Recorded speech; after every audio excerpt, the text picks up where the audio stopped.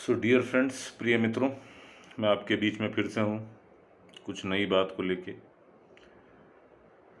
And my attention goes to this very important topic that is currently in vogue about the spiritual masters, गुरुओं के बारे में। ये एक ऐसा समय चल रहा है कि जब गुरुओं का बाहुल्य है।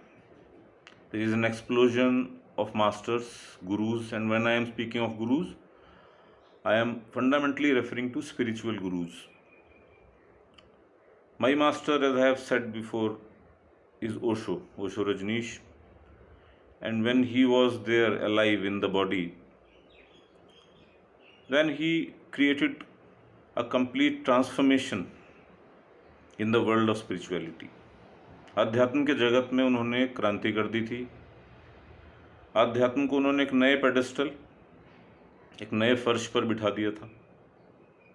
नई विधियों की इजाद, नए मनुष्य की बात। उसके बाद फिर धीरे धीरे विस्फोट होता चला गया। आज तो हमारे पास एक वेबसाइट है जिसको हम कहते हैं Buddha at the gas pump. मुझे एक मित्र ने बताया था और उस वेबसाइट को मैंने देखा। And there are innumerable masters there in who are constantly being interviewed by the person in charge of this website. We now have Muji Baba, we have Sadhguru, we have Avdhut Baba, and many masters, including Eckhart Tolle, Jeff Foster, Tony Parsons, Ganga Ji, many masters. You cannot even name even 10% of them. अब समस्या ये है, और मैं ये कहना चाहता हूँ कि संसार में बहुत गुरु हो रहे हैं, बहुत गुरु पनप रहे हैं, मगर ओशो के जगत में, in the world of Osho, we can not have another enlightened person. No, we can not have. कोई दूसरा गुरु, कोई दूसरा बुद्ध पुरुष ओशो के जगत में पैदा नहीं हो सकता। ओशो के बाहर की जितनी धाराएं हैं वहाँ पर गुरु हो सकते हैं, संभव है, मगर ओशो के जगत में नहीं होगा। क्यों? क्योंकि ओशो में कैपेबिलिटी नहीं थी। तो मित्रों, मैं तंज कस रहा हूँ, इसको तंज बोलते हैं उर्दू में। This is my sarcasm. And why is this sarcasm?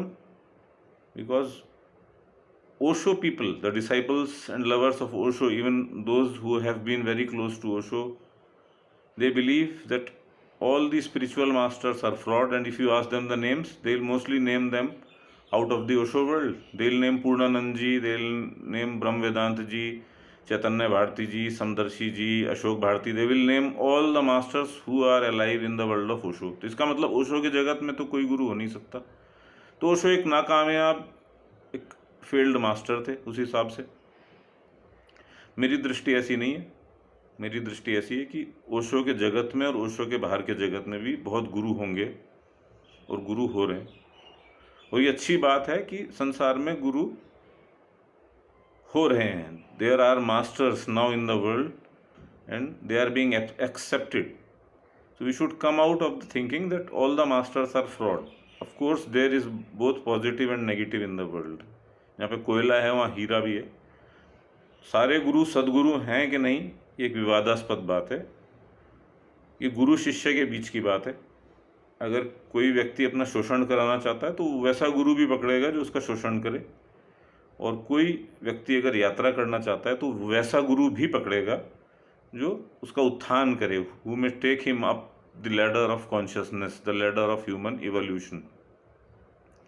तो मैं इतना ही कहना चाहूँगा कि ये जो हम गुरुओं को गाली बकते हैं, अभी एक ओशो के मेरे सन्यासी मित्र हैं जो कह रहे थे कि ये गुंडे, मवाली, इस प्रकार के शब्द उन्होंने यूज़ किए, और मुझे जो इशारा लगता है उनका, क्योंकि वो ओशो जगत से जुड़े हैं, तो उन्होंने ओशो के लीनिएज में, ओशो की धारा में जो गुरु हुए हैं उन्हीं के संदर्भ में बात की होगी। क्योंकि वो कहते हैं कि मैंने जग्गी वासुदेव की पुस्तक का अनुवाद किया। इसका मतलब आपने अनुवाद किया है तो आप इस योग्य तो समझ ही रहे हैं कि उस व्यक्ति की पुस्तक का अनुवाद किया जा सकता है, किंतु उन्होंने उनको स्वीकारा नहीं क्योंकि वे ओशो से जुड़े हैं। अब आप किसकी बात, किसको गुंडा, मवाली, बदमाश कह रहे हैं, तो आप उसको थोड़ा सा एक्सप्लेन करिए, उनके नाम लीजिए। वो कहते हैं कि मैं उनके खिलाफ आवाज़ बुलंद करना चाहता हूँ। फेसबुक में भी अभी ऐसी बात हुई थी कुछ दिनों पहले। उन्होंने कहा कि फला फला स्वामी समदर्शी जी, स्वामी प्रेम चैतन्य, स्वामी अशोक भारती फ्रॉड हैं, हम उनके खिलाफ आवाज़ बुलंद करते हैं क्योंकि ये ओशो के काम में बिजनेस खड़ा कर रहे हैं। लोग जब ओशो जीवित थे तो कहते थे ओशो बिजनेस खड़ा कर रहे हैं, आज ये लोग कह रहे हैं कि ओशो के जगत में ये बिजनेस खड़ा कर रहे हैं। तो ओशो तो खुद ही इस नाम से बदनाम थे कि भाई उन्होंने एक व्यापार बना दिया धर्म को, एक गुरुओं, एक धर्म को उन्होंने धनी व्यक्तियों की संपदा बना दी, उनकी बपौती बना दी कहते हैं। तो आज ये लोग कह रहे हैं कि ये ओशो के फला जो सन्यासी हैं, जो बुद्ध पुरुष कहलाए जाते हैं, फ्रॉड हैं क्योंकि ये बिजनेस कर रहे हैं। अब आप ये कह के तोड़ना किसे चाहते हैं? उन गुरुओं के शिष्यों को? तो उन गुरुओं में से तो हो सकता है मैं भी एक शिष्य हूँ, और मैं भी हो सकता है एक स्वयं गुरु हूँ, मेरे कुछ शिष्य हूँ। तो क्या आप उन्हें तोड़ पाएंगे जो मेरे शिष्य हैं? उनको रोक पाएंगे आप? जो कुछ नए लोग आने वाले हैं वो भी तभी जब उनको बात समझ में ना आए, उसकी भी कोई गारंटी नहीं है। हो सकता है आप किसी के खिलाफ खूब प्रचार करें, कुप्रचार करें, और प्रसिद्ध होता जाए। ओशो का प्रचार किस पुस्तक से हुआ था आप सभी जानते हैं, संभोग से समाधि की ओर। He was basically notorious man, he was infamous. वो कोई प्रसिद्ध व्यक्ति नहीं थे। वो तो हम ओशो सन्यासी हैं, ओशो प्रेमी हैं, जो कहते हैं कि भाई ये बड़े महान एक सदगुरु थे। मगर ओशो का अभी भी देखा जाए तो समाज में उतना सम्मान नहीं है। किस लिए नहीं है? क्योंकि उन्होंने मनुष्य की धारणाओं को चोट किया। तो जो नए व्यक्ति, जो नए गुरु ओशो की धारा में हैं, यदि आप इनकी आलोचना कर रहे हैं तो आप इनका प्रचार कर रहे हैं, ये याद रखिएगा। कुछ लोग नकारात्मक होंगे, और कुछ लोगों की अगर ट्यूनिंग बैठ गई, सिंक्रोनिसिटी बन गई, तो वो इनको गुरु स्वीकार लेंगे। और ये गुरु और शिष्य के बीच का आपसी मामला होता है सदैव। तो हमें छोड़ देना चाहिए इस बात को। फिजिक्स के टीचर्स हैं, केमिस्ट्री के टीचर्स हैं, आज स्पिरिचुअलिटी के टीचर्स, वेलबींग के टीचर्स, योगा के टीचर्स की समाज को, मनुष्यता को आवश्यकता है। तो गुरु बढ़ते जाएंगे, आप कितना भी खिलाफ बोलें।